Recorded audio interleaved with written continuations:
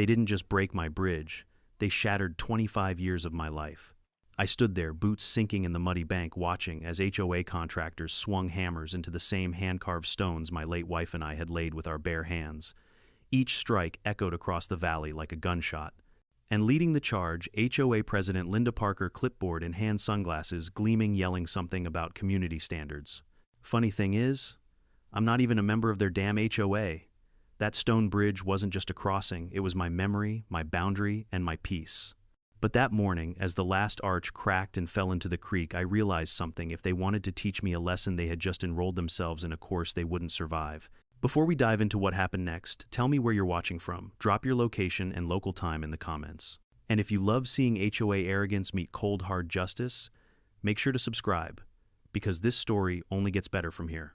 I've always believed that bridges tell stories, not the kind you read in books, but the kind that live in silence. Each stone, each curve, each mark of weathering carries a memory. And mine, it carried the memory of a lifetime. I built that stone bridge 25 years ago with my wife Eleanor. She was an artist, the kind who could see beauty in broken things. Back then, this land was nothing but a rough stretch of pasture along a quiet creek. We had no neighbors, no HOA, no rules, and no noise but the river's song. We mixed mortar ourselves, carried limestone blocks from the nearby quarry, and built the arch by hand. It wasn't perfect, but it was ours. Every morning, Eleanor would cross that bridge with her coffee, sit by the sycamore, and sketch the reflection of the stones on the water. That bridge wasn't just a structure, it was her favorite canvas. When she passed, I promised I'd never change a thing. I kept that promise for 20 years. 5 years ago, a developer bought the land across the creek, flat empty and ideal for a new gated community. I didn't think much of it at first. Progress comes, people move, and life continues. Then came the signs, Creekside Meadows, luxury living. Within a year, they paved everything, installed fences, and formed what they proudly called the Creekside HOA. I wasn't invited, and I didn't want to be. My property sat clearly outside their boundary line. The creek itself was the edge. My bridge connected to my own private gravel road that led to the county highway. No access to their side, no shared property, no obligation. But that didn't matter to Linda Parker. Linda was the new HOA president, early 50s, perfectly styled hair, always in pastel suits, like she was auditioning for a daytime courtroom show. She had a talent for control and a hunger for power. People said she'd moved from California after restructuring another HOA there, which, in plain English, meant she made everyone miserable until they sold their homes. The first time she visited, I was patching the lower edge of the bridge, replacing a cracked stone after a heavy storm. She arrived unannounced, holding a clipboard, and smiled that kind of smile that hides knives. "Mr. Harris, I presume," she said. "I'm the president of the Creekside Homeowners Association. We've received several concerns about this structure." "Structure?" I asked, looking up from my tools. "You mean my bridge?" "Well," she continued, "it's visible from the community walking trail, and a few residents have mentioned that it doesn't match the neighborhood's aesthetic. The stones look well rustic, maybe unsafe." I wiped my hands on my jeans and laughed softly. "Ma'am, this bridge has stood longer than your walking trail has existed, and it's on my land. So I'm afraid the HOA's aesthetic doesn't apply here." Her smile didn't falter, but her eyes narrowed just a fraction. "You'll find that community standards extend beyond mere borders, Mr. Harris.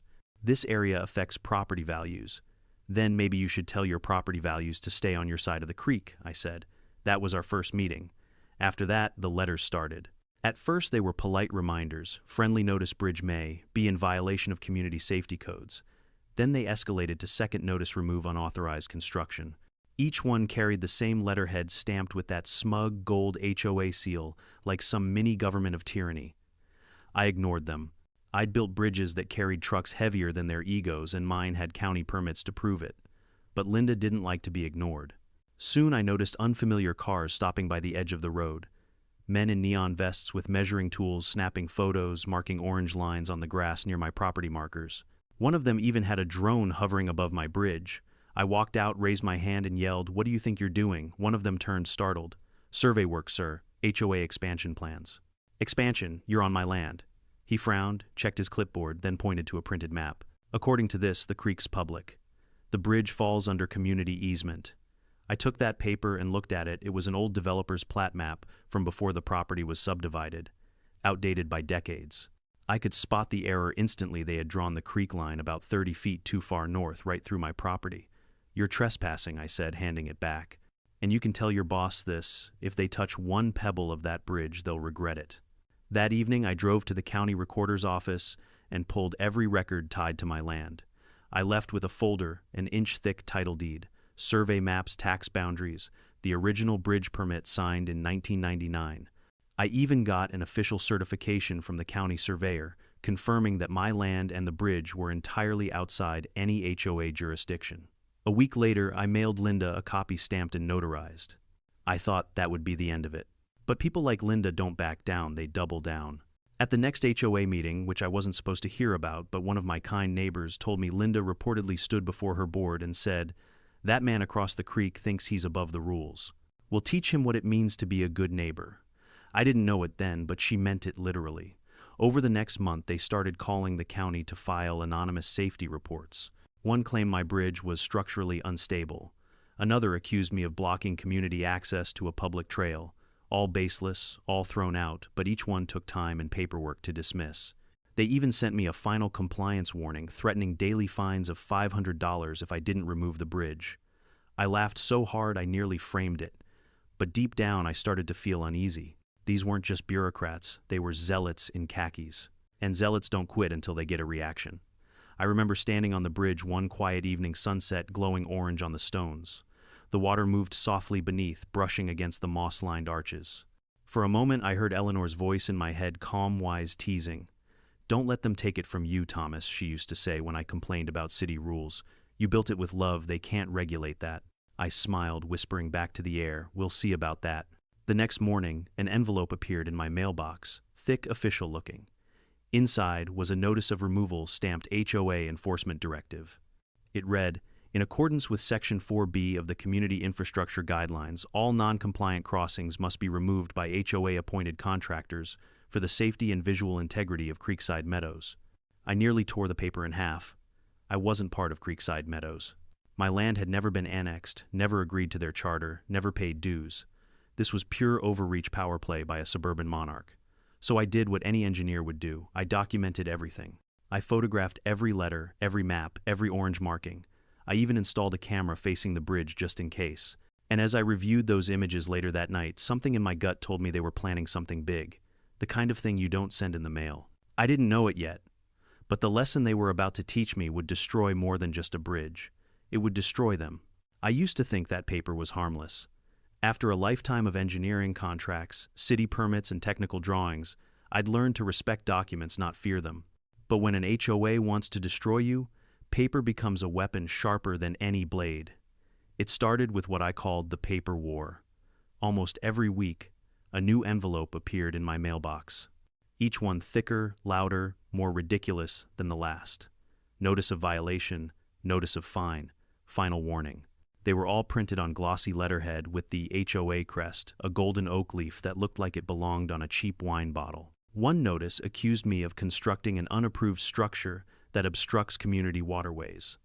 Another claimed my property disrupts the neighborhood's cohesive landscape aesthetics. One even said, "My use of river stones does not meet approved design palette." I almost choked on my coffee reading that one. I didn't even live in their damn neighborhood. Still, I decided to play it calm. I wrote back once very politely explaining that my land was privately owned outside the HOA's jurisdiction with county permits to prove it. I enclosed copies of every legal document thinking that would end the nonsense. It didn't. 2 weeks later, I woke up to the sound of spray cans hissing near the creek. I walked outside and froze. 4 men in orange safety vests were painting red lines along my fence posts, then walking toward my bridge. The sound of the paint shaking that metallic rattle still makes my jaw tighten. "Hey," I shouted. "What are you doing?" The nearest worker looked up. "Survey work, sir. Just marking the community boundary." The community boundary. I stepped closer. "This is my property line, and that's my bridge." He pulled a folded map from his vest pocket, smudged with dirt and creases.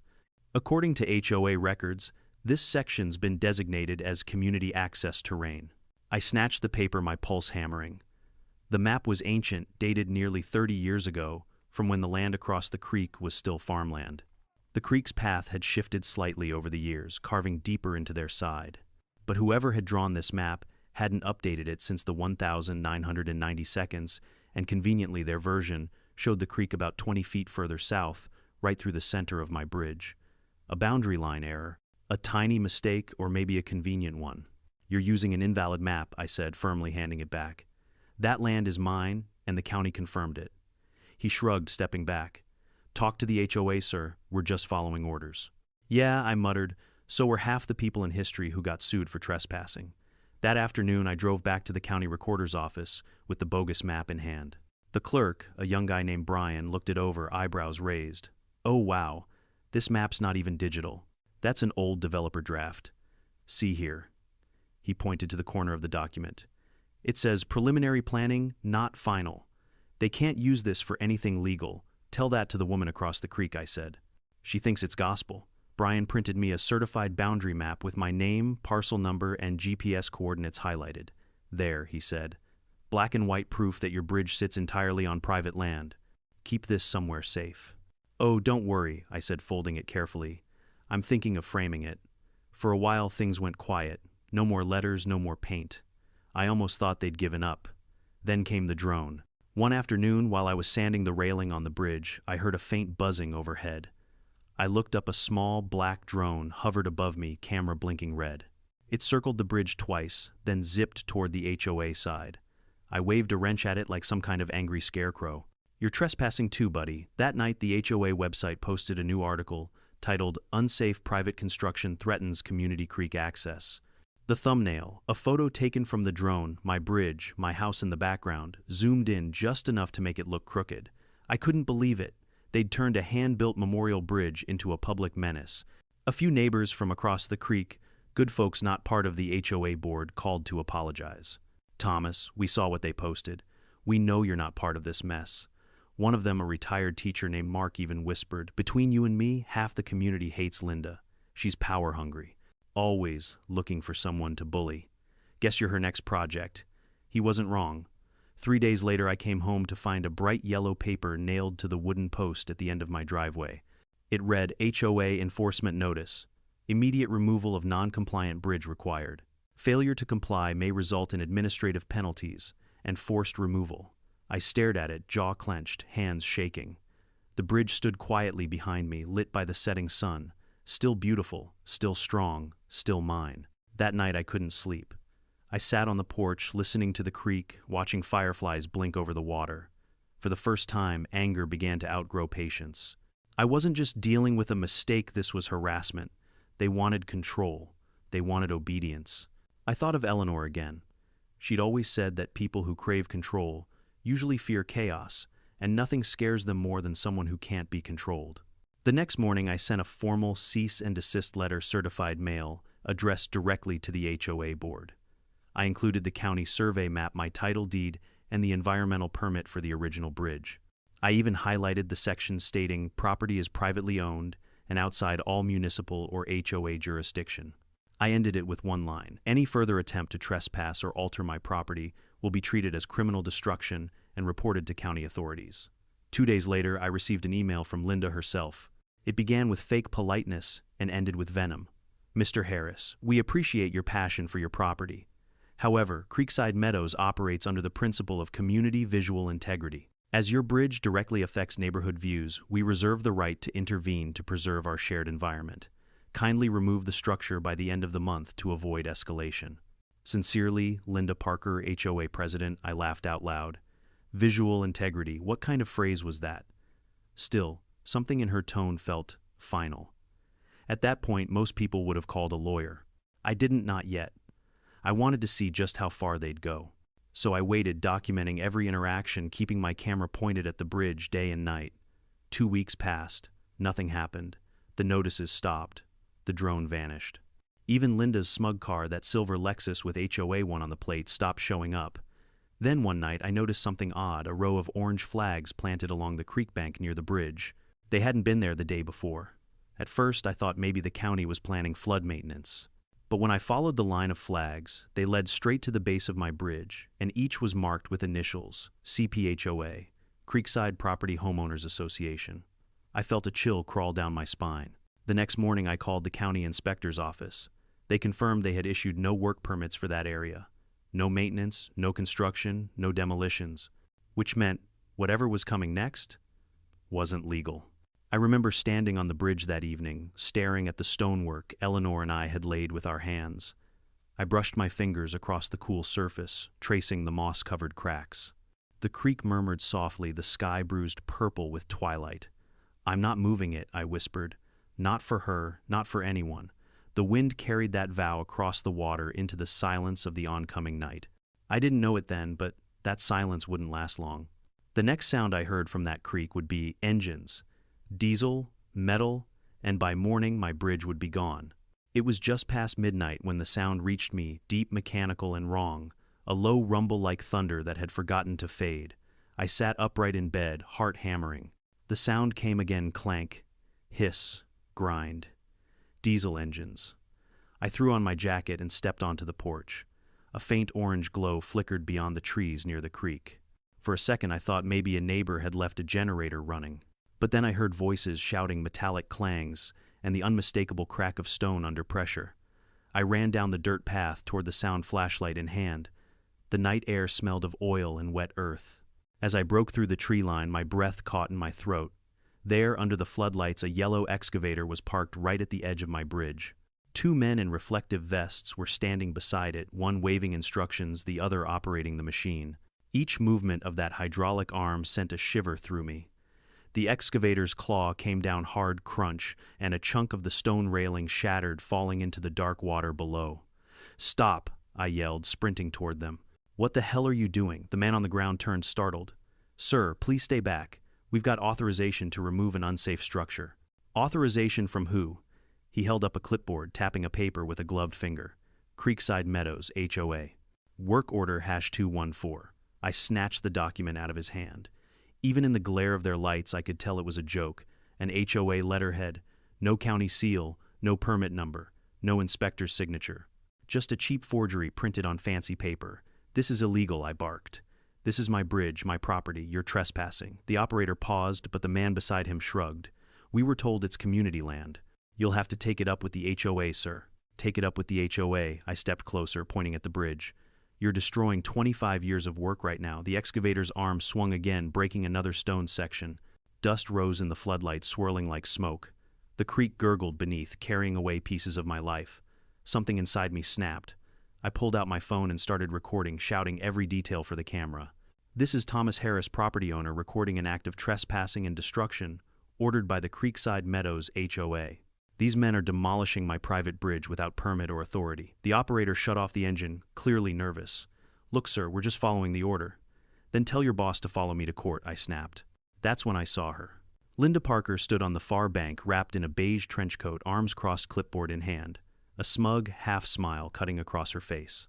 Her silver Lexus was parked just behind her headlights, aimed like spotlights across the water. "Evening, Mr. Harris," she called out. "I told you this structure was unsafe. The board voted for removal. You should thank us before someone got hurt." "Someone's about to get hurt," I growled, "and it won't be because of this bridge." She tilted her head, feigning pity. "You know you could have avoided all this by cooperating, but you just had to make it difficult." "Cooperating? I'm not even in your damn HOA." "Oh, technicalities," she said with a wave of her hand.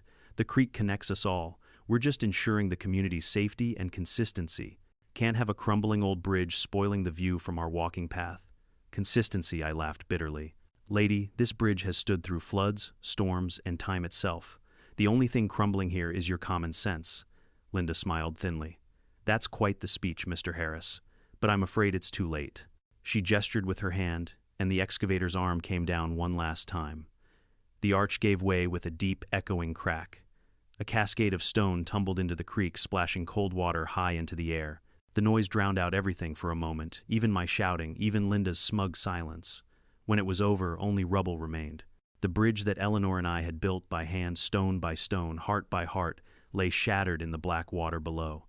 I stood, frozen throat tight, unable to speak. Linda stepped closer to the creek bank, her voice calm, satisfied. "You can walk across like everyone else now. Consider it a lesson in humility." I met her gaze and said quietly, "You just declared war, Mrs. Parker. And I don't lose wars." She smirked. "We'll see." Then she turned and walked away, heels clicking against the concrete as the floodlights shut off one by one. By the time the sheriff arrived 30 minutes later, the work crew and machines were gone. All that remained were tire tracks in the mud and the mangled skeleton of what once was my bridge. The deputy, a young man who clearly wasn't used to dealing with HOA feuds, took my statement but looked uncertain. "Do you have proof it was them?" I pointed at the glowing video on my phone. "Every second of it." He nodded slowly. "Good. Keep that safe. I'll file the report, but you'll probably want to talk to the county inspector too." "I plan to," I said. That night I barely slept. I sat on the porch until dawn watching the mist rise from the creek. Every time I closed my eyes, I saw Eleanor's face the way she used to brush dust from the stones while humming under her breath. She loved that bridge. It was our promise to each other that we could build something that lasted, and now it was gone. By sunrise, I wasn't angry anymore. I was focused. I grabbed my old drafting board, rolled out a fresh sheet of paper, and began to draw. Years of engineering training returned like muscle memory. I sketched the shape of a new bridge, stronger, higher, unbreakable, every measurement precise, every line sharp. This wouldn't just be a rebuild, it would be a statement. While I worked, I called an old friend, Mark Jennings, a retired county civil inspector. "Mark, it's Thomas. I need an assessment report on a demolished private bridge, environmental impact, structural loss, the works." He sighed. "What happened this time, Thomas? The HOA happened," I said flatly. Mark whistled. "Oh boy. That woman again, yep. And this time she went too far." He promised to come by the next day. In the meantime, I contacted the county environmental agency. They confirmed that any demolition involving creek structures required a special environmental permit, which the HOA definitely didn't have. Even minor disturbance of a waterway could result in tens of thousands in fines. A small smile crept across my face. "Guess who just opened a new floodgate?" I muttered. Later that afternoon, as I walked down to the ruined bridge, I noticed something glittering among the stones. A metal tag, likely from the excavator. Stamped on it were the letters Parker Construction Group, Linda's last name. It hit me then she hadn't just ordered the demolition, she'd profited from it. Her brother, Richard Parker, owned the very company that did the job. HOA money, private benefit, illegal destruction. It was a perfect trifecta of corruption. That evening I stood where the bridge had been and recorded a new video. My voice was steady cold. "Linda Parker and the Creekside Meadows HOA have illegally destroyed my private property. They forged documents, trespassed, and damaged a protected creek. But here's the thing about bridges: when you tear one down, you can't control what flows through afterward. You started this. I'll finish it." I uploaded the video online. Within hours, it began to spread. Local news outlets picked it up. The headline read, "HOA destroys private stone bridge in community aesthetic dispute." By midnight, the story had thousands of comments. Some were furious, others amused, but nearly all agreed on one thing: the HOA had gone too far. For the first time in months, I slept. Not peacefully, but with purpose. Tomorrow, I'd start rebuilding. Not just the bridge, but my case. And when I was done, Linda Parker wouldn't just lose her title. She'd lose everything built on lies. By morning, the story had spread farther than I ever imagined. My inbox was flooded with messages, some from sympathetic neighbors, others from people across the country who had fought their own HOA nightmares. One headline on a local blog read, "HOA president orders demolition of man's private bridge, claims it was for aesthetic uniformity." For the first time, I felt a bit of wind at my back, but I knew sympathy wasn't enough. I didn't want pity, I wanted justice. Mark Jennings, my retired inspector friend, arrived just before noon. His pickup truck rumbled down the dirt road, toolbox rattling in the back. He stepped out, adjusted his cap, and whistled low when he saw the wreckage. "Good Lord, Thomas," he said, kicking at a pile of broken stone. "They really did a number on it." "Yeah," I muttered. "They call it community improvement." He crouched down, flashlight in hand, examining the debris like a detective at a crime scene. "You said they didn't have a permit, no county record, no environmental clearance, just a fake HOA work order." He shook his head. "Then they're in deep trouble. You can't so much as pull a weed near a waterway without 3 signatures and a permit number. Destroying a bridge, that's an environmental violation, plain and simple." I handed him the tag I'd found, Parker Construction Group. He turned it over, eyes narrowing. "Well, would you look at that? Conflict of interest written all over it." He stood and pulled out his camera, taking detailed shots of the collapsed structure. "You said you built this yourself, right, 25 years ago? Every stone by hand." "I have the original blueprints and county approval."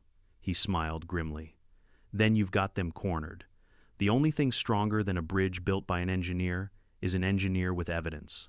While he worked, I started making calls, first to the county zoning department, then to the Environmental Protection Office. Each one confirmed the same thing. There were no permits issued for demolition in my area, none. That meant Linda Parker and her HOA had just committed multiple violations, trespassing, destruction of private property, and illegal disturbance of a protected creek. I printed out every email and report. My kitchen table became a battlefield: blueprints, photographs, survey maps, and letters, all laid out like artillery. When I was done, I had a stack of proof so thick it could stop a bullet. That's when I decided to go for the kill. The next morning, I drove into town, straight to the county office of land records. The clerk, Brian, the same kid who'd helped me before, blinked when he saw me carrying 2 giant binders. "Uh-oh," he said. "You're back." "Back with vengeance?" I said, dropping the binders on the counter with a thud. "I need certified copies of everything you've got on parcel 214B, including the historic plat maps, waterway boundaries, and all revisions from 1990 onward." He whistled. "That's a lot of paperwork, Mr. Harris." "Good," I said, "because this time I'm not just defending my bridge, I'm going after theirs." He printed everything. Dozens of pages later, I noticed something strange. On one of the earliest maps, the one the HOA had been using, there was a faint handwritten note at the bottom corner: boundary adjustment, pending county approval. But when I flipped to the following year's map, that adjustment was gone. Rejected.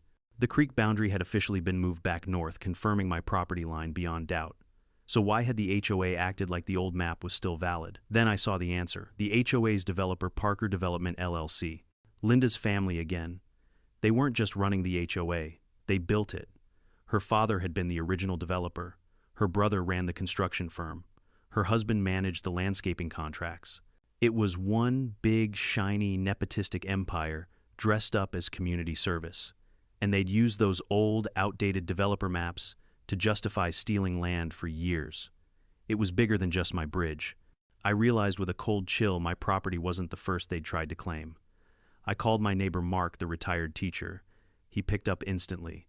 "Thomas, you won't believe this. I just got an HOA letter claiming part of my backyard encroaches on community space. They want me to move my fence." "Don't move a damn thing," I said. "They're running a scam." I explained what I'd found, and he whistled. "That's criminal. You gonna take it to court?" "Court? Oh, I'll take it further than that." That night, I started compiling a full report. I used every trick I'd learned in my career: clean formatting, chronological order, reference numbers. By dawn, I had a 47-page dossier titled "Unauthorized Demolition and Boundary Misrepresentation, Creekside Meadows HOA." It wasn't just evidence, it was an indictment. I sent digital copies to the county attorney's office, the local news station, and the state environmental agency. Then, just to twist the knife, I sent one to the HOA's official email with the subject line, "For your records," before the records become public. Within an hour, I got a reply, not from Linda, but from her lawyer, Mr. Harris. "The Creekside Meadows HOA strongly denies any wrongdoing. Any claims you make publicly will be considered defamation. We urge you to cease further contact." I laughed out loud. Defamation. You demolished a bridge on camera.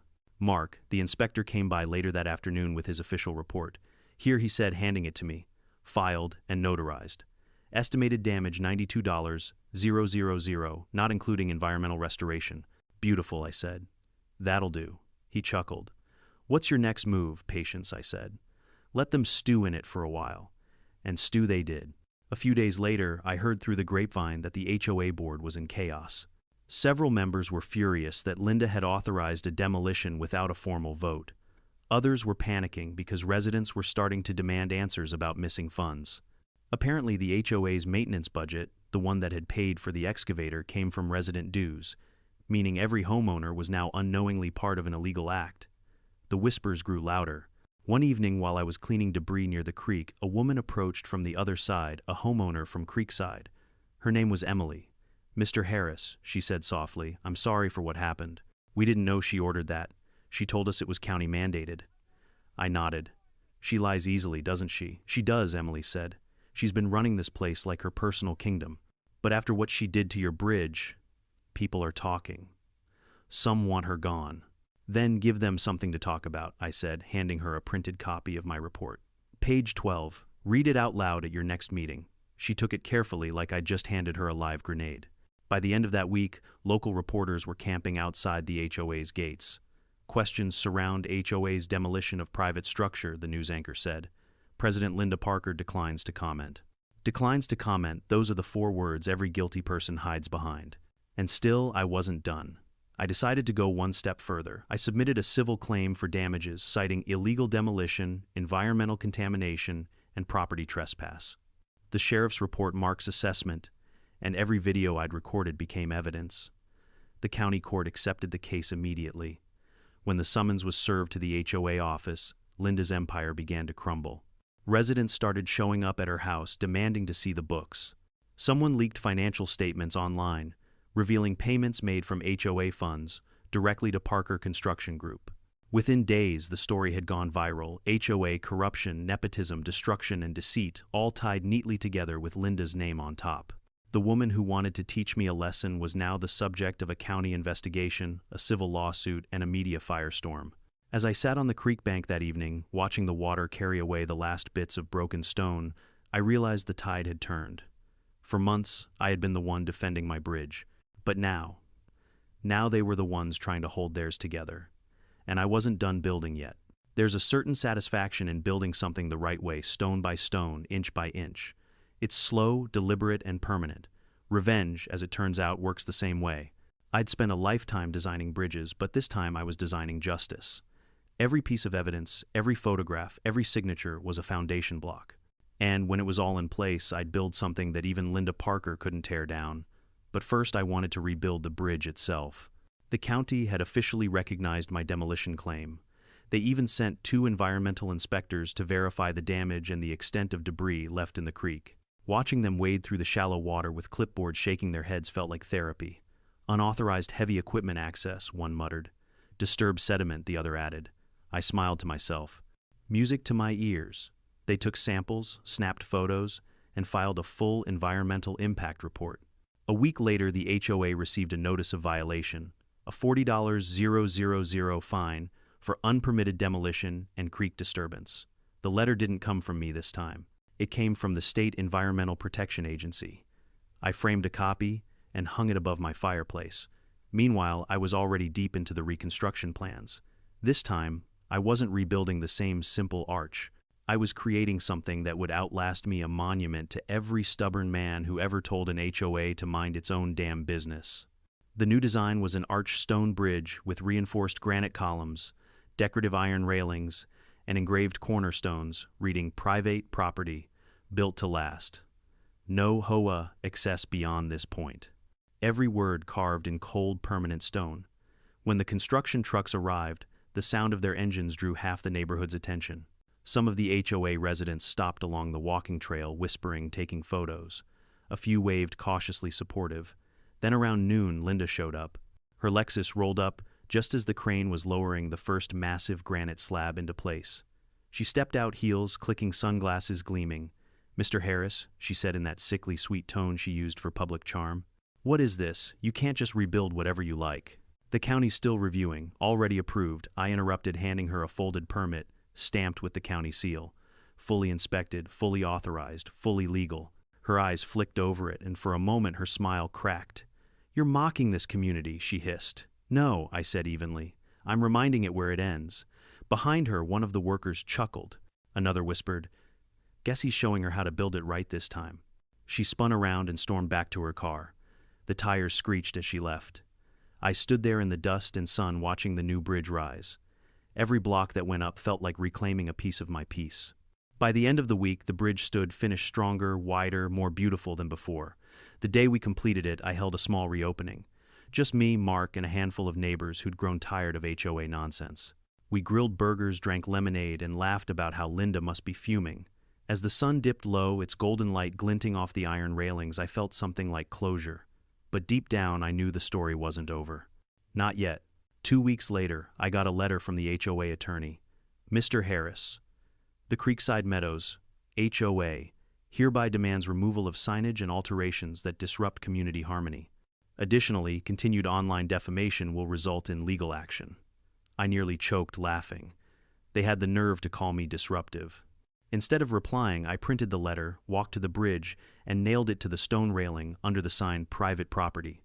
It looked perfect there, fluttering in the wind, a trophy of their stupidity. That same afternoon, a county officer stopped by to take follow-up photos for the environmental case. Linda apparently had tried to dispute the fine, claiming her demolition had been sanctioned by safety regulations. The officer, a tall man with mirrored sunglasses, smirked. Her argument didn't last long once we pulled the permit logs. She's in deeper than she realizes. How deep, I asked. He pulled out a notepad.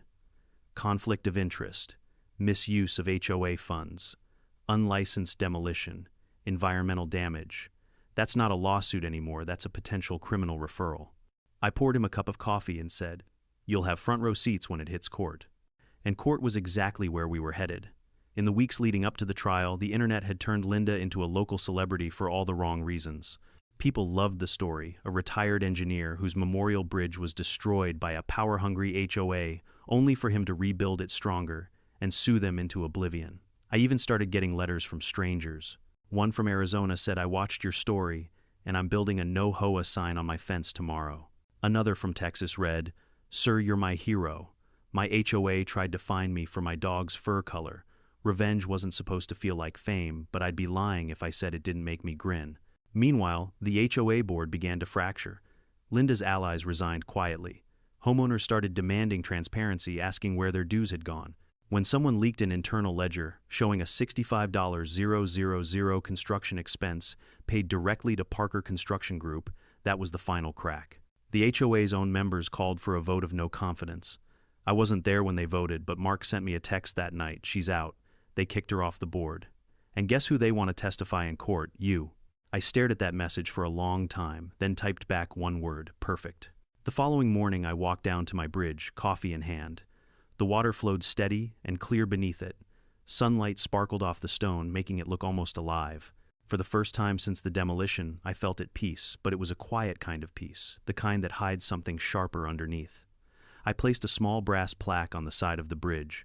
It read, "Rebuilt by the one who refused to bow." That night, I uploaded a new video titled, "How I Rebuilt the Bridge, HOA Destroyed." I narrated calmly, showing the before and after footage, the court filings, the environmental fines.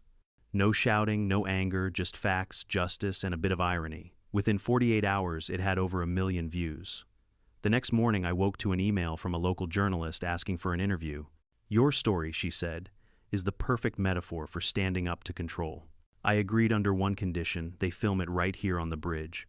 When the cameras rolled, I stood with my hands on the new stone railing and said, "This bridge connects my past and present. It's what my wife and I built with love." And someone thought they could destroy that with paper and power. But you can't bulldoze integrity. You can't legislate memory. The reporter asked, "What do you hope happens next?" I looked at the water, smiling faintly. "I hope people remember that some things aren't meant to be controlled. Not land, not legacy, not love." She nodded, and the cameras clicked. By sunset, the clip aired across every local channel. HOA members across the state were probably choking on their cocktails watching it. Linda, somewhere behind her lawyer, must have been seething. But I didn't care anymore. I wasn't building for her. I was building for everyone who ever lost something to arrogance. And the beauty of stone, it outlasts arrogance every single time.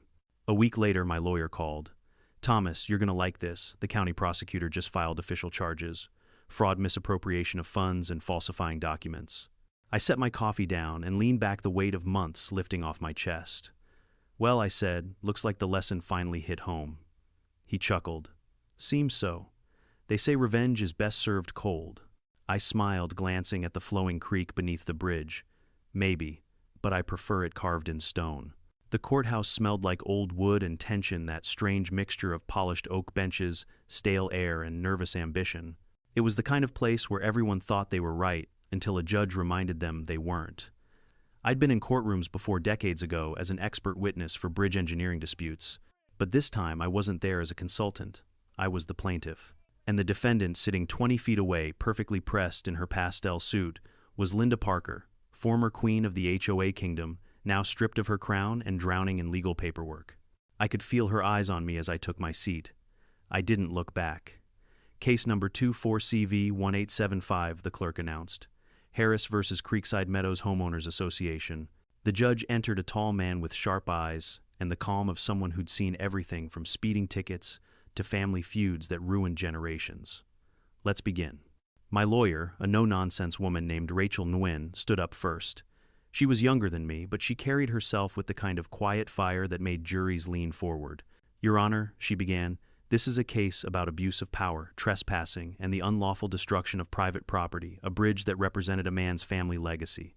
The defendants, the Creekside Meadows, HOA, and its former president, Mrs. Parker, took it upon themselves to destroy what was never theirs, using falsified documents, unlicensed contractors, and resident dues to fund it." Then she paused, sliding a photo onto the display monitor. It was the image of my bridge, the one I'd taken on that last day sunlight hitting the arch just before they tore it down. The courtroom went silent. Even the sound of the ceiling fan seemed to fade. Rachel turned toward the judge. "Mr. Harris built this bridge himself 25 years ago with county approval. He and his late wife designed it by hand. The defendants destroyed it without a single legal permit. They claimed it was unsafe, but the county found no record of any complaint, no engineering report, no inspection, nothing but arrogance." Linda's lawyer, a corporate type with a too expensive watch, stood up. "Objection. Emotional appeal." "Overruled," the judge said quietly. "Continue, Miss Nguyen." She nodded. "The HOA's justification was based on an outdated developer map, one that's been invalid for decades. Even worse, the demolition was performed by Parker Construction Group, a company owned by Mrs. Parker's brother. That's not community service. That's corruption." The defense attorney stood. "Your Honor, if I may." "Sit down, Mr. Coleman," the judge interrupted. "You'll have your turn." Then came the evidence. Rachel called my friend Mark, the retired inspector, to the stand. He spoke with the calm authority of a man who'd spent his life enforcing rules fairly. "The demolition was unpermitted, unsafe, and illegal," he said, holding up his report. "No authorization from the county, no environmental clearance, no notice to the property owner." Coleman tried to twist his words. "Mr. Jennings, isn't it true that sometimes old bridges can pose risks to community safety?" Mark smirked. "Sure, but not this one. It was safer than half the roads your HOA pays to maintain. I inspected the remains myself, structurally sound before demolition." The gallery chuckled softly. The judge smiled behind his glasses. Next, Rachel played the video I'd recorded that night.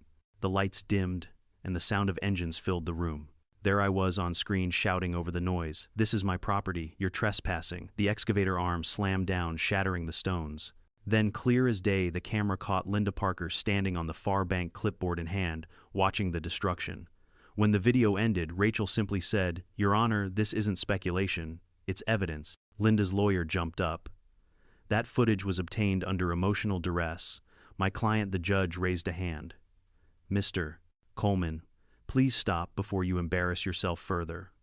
The court recognizes the authenticity of the video. I couldn't help but smile.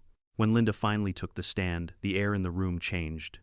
She walked slowly, shoulders, stiff face painted with the kind of self-righteous composure that only the guilty seem to master. Rachel wasted no time.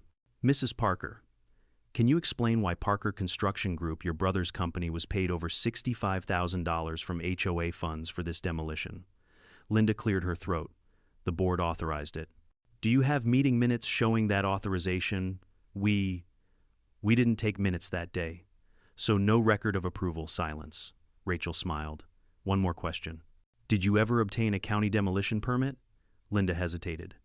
"We believe the HOA's internal authorization was sufficient." The judge leaned forward. "Mrs. Parker, HOA authorization does not override county law." "Surely as president you knew that." Linda's lips twitched. "I was acting in the community's best interest." Rachel stepped closer. "Whose community, Mrs. Parker? Because the land you destroyed didn't belong to you.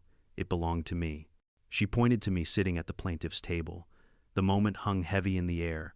The judge turned to Linda. "Answer the question directly." Linda's voice trembled. "I may have misunderstood the boundaries." Rachel handed her the certified survey map, the same one I'd used months earlier. "You misunderstood a 30-year-old map because it suited your goals." "That's not confusion.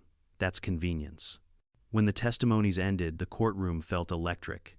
Even the spectators, reporters, residents, and a few curious HOA members leaned forward waiting for the verdict. The judge adjusted his glasses, flipping through his notes. "I've heard enough." He began slowly, voice calm but deliberate. "The evidence shows beyond a doubt that the Creekside Meadows, HOA, and Mrs. Parker acted outside their jurisdiction, misused funds, and caused unlawful destruction of private property. The court finds in favor of Mr. Harris. A collective gasp swept through the room. The judge continued. The defendants are hereby ordered to compensate Mr. Harris for the full value of the demolished structure, $92,000, plus triple damages for willful misconduct and emotional distress totaling $276,000. Additionally, the HOA will be responsible for all environmental fines imposed by the state. He paused, then added with a faint smile, and, Mrs. Parker, you are personally barred from serving on any homeowners association board in this county again. Ever. Linda's mouth fell open. The sound of camera shutters filled the silence. Reporters scribbled notes like it was Christmas morning. For the first time since this nightmare began, I exhaled. Rachel patted my shoulder. Congratulations, Thomas. That's one hell of a bridge you built in court and out, I chuckled. Couldn't have done it without you. Outside the courthouse, the sunlight felt different, warmer, cleaner, like the air after a storm. A crowd had gathered, neighbors, reporters, even a few ex-HOA members who'd voted Linda out. Someone clapped. Then another. Before long, the whole group was cheering. A reporter thrust a microphone at me. Mr. Harris, what do you have to say to the people watching this story? I smiled, looking straight into the camera. You can tear down stone, but you can't tear down truth. That bridge was built on solid ground, and so was this case. Applause broke out again. I turned and walked toward my truck, the courthouse fading behind me. As I drove home, the radio played a news segment about the case. Words like landmark victory and HOA accountability floated through the speakers. I couldn't help but grin. When I reached the creek, the late afternoon light danced across the new bridge. I parked, got out, and just stood there for a while, hands in my pockets, wind in my hair, the steady sound of water rushing beneath. Across the water, the once busy HOA trail was quiet. The signs they'd installed, community viewing area, shared creek access, had all been taken down. I walked to the center of my bridge, the spot where Eleanor used to sit and sketch. The sunlight caught the engraving on the side, private property, built to last. I ran my fingers over the letters and whispered, "We did it, Ellie." Somewhere between the sound of the water and the whisper of the trees, I could almost hear her laugh again. 2 days later, a county truck arrived to remove the last of the debris from the creek part of the court's order. The officer in charge saluted me before leaving. "Good to see justice built strong, sir," I smiled. "That's the only kind that lasts." That night I uploaded one final video, a slow montage of the trial footage, the rebuilt bridge, and the sunset over the creek. The caption read, "They destroyed my bridge to teach me a lesson." Now, the world knows who really failed the test. By morning, it had 1 million more views. And for the first time in a long time, I slept soundly, not because the fight was over, but because my bridge finally stood where it belonged. On solid ground. They say time heals everything, but I don't think that's true. Time doesn't heal. It just gives you enough distance to see what was worth hurting for. 3 months after the verdict, the creek looked alive again. The county had cleared the debris, regraded the banks, and replanted willows where the old soil had been torn apart. The new bridge, my bridge, stood firm and unshakable, its granite surface gleaming in the afternoon light. Every time I crossed it, I felt the same quiet satisfaction I used to feel walking with Eleanor hand in hand, the stones humming softly under our feet. But this time it meant something different. It wasn't just a passage over water anymore, it was proof. Proof that truth, patience, and a bit of stubbornness can outlast even the loudest bullies with clipboards. The county sent me a final update. The HOA had paid every cent of the damages. The fine for environmental violations had nearly bankrupted them. Residents voted to dissolve the old board entirely and start fresh under a new charter. Linda Parker, meanwhile, had vanished. Rumor had it she moved to Florida, where, according to one particularly gleeful local reporter, she tried joining another HOA and was promptly rejected once her name popped up in the news archives. Justice has a sense of humor. One quiet morning, as I was sipping coffee on the porch, I heard a car pull up by the fence. It was Emily, the HOA resident who'd helped leak the truth. She stepped out carrying a box of homemade muffins and a small envelope. "Morning, Mr. Harris," she said. "Or should I say our local legend?" I chuckled. "Don't start that. I'm just a stubborn old man who likes his rocks where he left them." She smiled, handing me the envelope. The new board wanted me to deliver this personally. Inside was a letter signed by all the current HOA members. "Dear Mr. Harris, we, the residents of Creekside Meadows, wish to formally apologize for the events that led to the destruction of your bridge. Many of us were unaware of what truly happened until your courage made it clear. You reminded us that leadership without accountability isn't leadership at all. You have our respect and our gratitude. At the bottom, someone had added in pen, if you ever need help maintaining that beautiful bridge, you have neighbors now, not enemies. I folded the letter carefully and set it on the porch railing. For the first time, I actually believed them. A week later, a small crew of volunteers showed up at my gate with shovels and tools. They'd come to clean up the last remnants of rubble that had washed downstream. Most of them were from the same community that had once cheered for Linda's beautification plans. Funny how quickly people change when they learn who the real villain is. One of the men, a quiet guy named Doug, looked around awkwardly. "Mr. Harris, I owe you an apology. I was one of the people who voted to support her demolition plan. She told us it was county approved." I nodded slowly. "And now you know it wasn't." He nodded, kicking at the dirt. "Yeah. My wife said we should have listened to the guy with actual engineering experience." I smiled faintly. Women tend to be right about that sort of thing. We worked together in silence for a while, clearing old debris. By sunset, the creek looked almost pristine again. The reflection of the bridge shimmered on the water like a quiet reminder. Nothing man-made ever truly lasts forever, but some things last long enough to matter. Before leaving, Emily turned to me. "You know, this bridge brought the whole neighborhood together in the end." I looked out over the water. "That's the funny thing about bridges," I said. "They connect people, even the ones who try to tear them down." As weeks passed, life settled into a calm rhythm again. The HOA drama faded from the headlines, replaced by newer scandals, some city council fiasco, a dog park dispute, the usual circus. My story still circulated online, though, retold in short clips and reaction videos titled things like "HOA destroys, wrong man's property," or "Retired engineer schools, HOA president in court." It was surreal. Teenagers on TikTok quoting my line, "You can tear down stone but not truth." I never set out to become a symbol of rebellion against petty bureaucracy, but apparently that's what I'd become. Mark called one evening, laughing. "Thomas, you're a meme now," I sighed. "At least it's better than being an obituary." He chuckled. "You know what's funny? Half the county inspectors I talk to bring up your case in meetings. You've basically become required reading." "Well," I said, smiling, "then maybe something good came out of all that dust and diesel." Sometimes I'd catch myself walking the bridge at twilight, the same time of day Eleanor used to sit there sketching. The water beneath glowed with the colors of sunset gold fading into pink, melting into deep indigo. The soft murmur of the creek mixed with the evening breeze through the sycamores. I liked to imagine she was still there, somehow sitting just beyond sight, smiling at what we'd rebuilt. One evening I brought out one of her old sketchbooks, now weathered with age. Inside were faint pencil drawings, the bridge from every angle, the creek winding beneath it, her notes about light and shadow. On the final page she'd written, "Beauty doesn't last, but love leaves shape." I closed the book and rested it on the stone railing. She was right, of course. Love leaves shape, sometimes in stone, sometimes in scars. Later that month, the local newspaper published a final feature on the case, titled "The Bridge That Wouldn't Fall." The journalist visited the site, interviewed neighbors, even took aerial photos of the newly restored creek.